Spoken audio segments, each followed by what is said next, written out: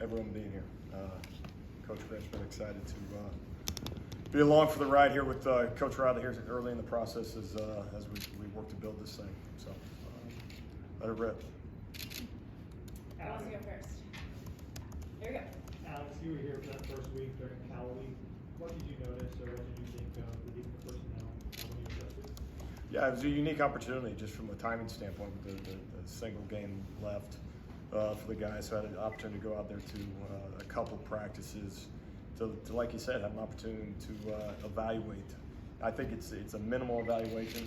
That's a responsible thing to do. I mean, some of the things in terms of what's being asked and schematically and all those things. And some guys are at different stages from a health standpoint, that late in the season.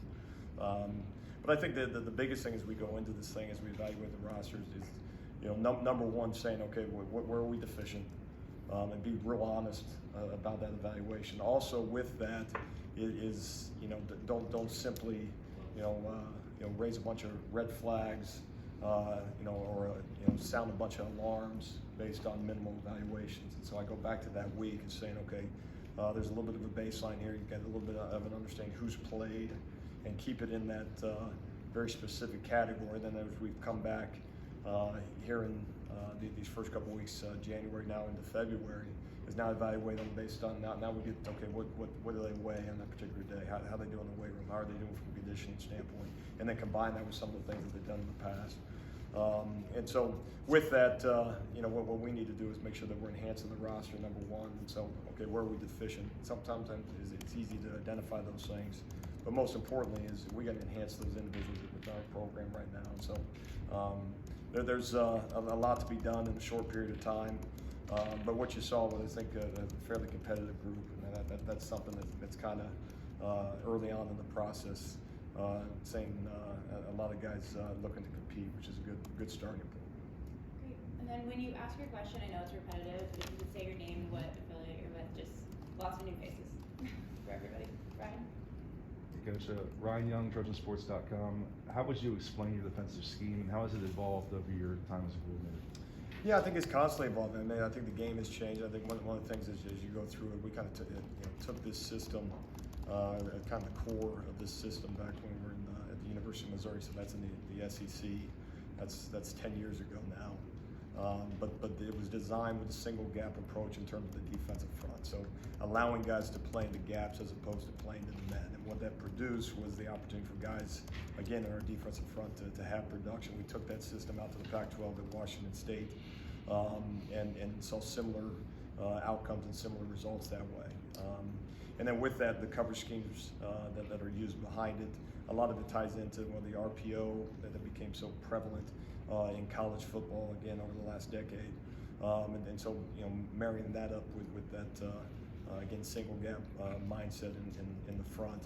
And then adapted it, again, take it out to the Big 12 at Oklahoma.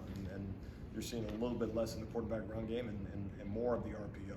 What used to be kind of teams would dabble in it, now it has a tendency to every single down of football has about 3 plays you got to defend, where it's a jet sweep action, the receiver's going downfield and they can hand off the football and the quarterback can carry it. So in any event, as I would describe it, again, a single gap approach, we use the term downhill. We want guys playing in the opponent's backfield. Have an opportunity for guys to be competitive in coverage, impede the receiver's ability to run the route that is called. And so we wanted to put, as best we can, not cover grass, but instead cover men. So that's the back end approach. And ultimately, what we want is, the space and speed game that is college football, and obviously the same thing in the NFL. But to make sure that from a personnel standpoint, that we have the necessary speed to be very competitive that way, take away the space that so often offenses are trying to take advantage of. Alex, Dane Greenspan with the Associated Press. One of the knocks on SC's defense the past few years has been that they've not been a group that tackles well. How do you fix tackling? How do you teach tackling? Yeah, so much from a tackling standpoint. One of the things we try to harp with our guys is there's no such thing as a solo tackle. And that goes back to the strain element of things. That goes back to the guys running the football, the gang tackle type approach. Now, the truth be told, obviously there's opportunity for solo tackles.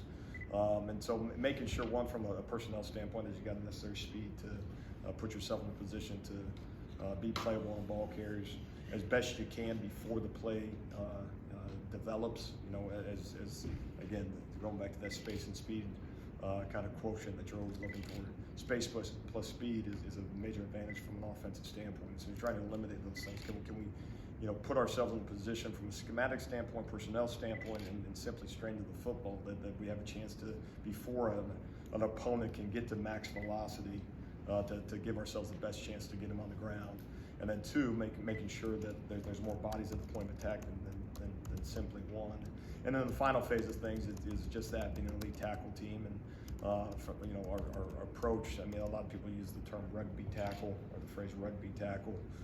We would be similar that way as we go into the actual specifics. But it's a critical element of things. Every down of football requires just that. You know, an individual on the opposite side of the ball that's carrying the football has to go to the ground. So that's not extra credit to get the ball carrier on the ground. So that's something that's constant work. I don't know the deficiencies in the past, but obviously that's something that is a constant in defensive football. Ryan Abraham, USCFootball.com.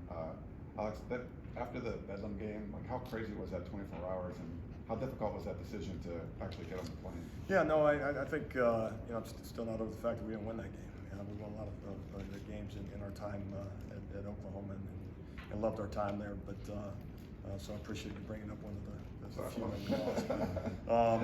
In any event, no, anytime you have an opportunity to be a part of elite leadership, that's very rare in sport. It's not talked about enough.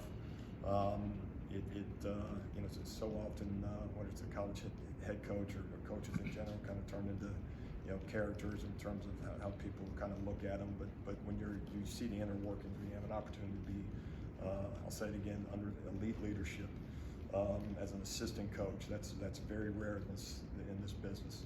To be under elite leadership at elite institutions, now all of a sudden is opportunities that you don't want to pass up. And so had a tremendous opportunity to work for Coach Riley at the University of Oklahoma, and a tremendous opportunity to work at another elite place in USC. So very excited to do that. Hey Coach, Mark Culkin, WeAreSC.com. Welcome back to the Pac-12. Thank you. You've been in the Pac-12, you've been in the SEC, you've been in the Big 12. Thinking back, why has this conference kind of fallen back, so to speak, among the other major conferences? Yeah, and I think you're referencing to the perception. Sometimes perception is reality. I think as much as anything, if you think about, okay, what makes elite football teams, elite programs, you're talking about obviously the personnel that's brought into each individual institution, how those players are developed, and then ultimately the product that comes with that. I don't have a specific answer that way. I mean, the consistency as I've gone through I think every Power 5 conference at this point, other than the ACC, is more commonality than maybe people think. However, I think as you look at NFL draft picks, there's obviously some measurables you can look at to see the talent level at certain places specifically, and in certain conferences holistically. But I think that's something from a developmental standpoint. I think that's the chief thing that you got to continue to look at. And again, you're talking about a coach, so it's very specifically that is how you develop the student athletes. How do you develop them to be bigger, faster, stronger, more explosive? It's one thing to bring them into your program. I like to think on the western half of the United States, I don't think that all of a sudden that there's not the body types or the high school coaching that doesn't produce guys that have the ability to be high-level football players. Again, being in the conference, I've seen it, and so I think for us, as much as it's bringing in the right guys, I think that the thing that we constantly look at, and one of the things we got to focus on is the development piece, is making sure that we're real honest from a development standpoint. One of the things we use is combine standards. What does the NFL say is important for the individuals that they bring into that level? What's not Coach Grinch's opinion, Coach Wiley in our weight room, and this is something that we used at our last place. was making again the guys in the room very aware of what it takes to play at that level. Again, the best high school players play at ours, the best players at our level play it in the NFL. So really putting that in the guy's face and making sure that everything that we do from a program standpoint is to develop those individuals. And so that's the challenge for us. And again, I believe that there's individuals out west here that certainly can play at that level. Brady McCullough, Los Angeles Times. Talking about Coach Riley and his, his leadership. Everyone obviously the reputation is about his offensive mind, all that. You got to be there as he evolved as a head coach. Can you speak to the what about him and the leadership that you saw is elite, just the leadership? Yeah, I think it's just establishing the standard across an organization, and maybe sometimes too is what is an offensive guy or defensive guy, but in college football, as in this era of college football, there's a tendency to the best offensive coach is obviously going to be the best head coach, and I'm revealing a little bit of sensitivity as a defensive coach when I say that, but what is so critical to an organization from a success standpoint is having a standard within the walls, a standard from a development standpoint, a standard from an academic standpoint, a standard by how people live their lives, and ultimately holding a group to that, and then competing at a high level each and every Saturday. And then so what to me is so rare is not necessarily that an individual is able to call a good game offensively and ends up finding a role as a head football coach, but okay, in that role as a head football coach, what's their success rate? I think you're talking about an individual who won about 85% of his games. I say about, I think it's an exact figure, and as produced individuals on both sides of the football.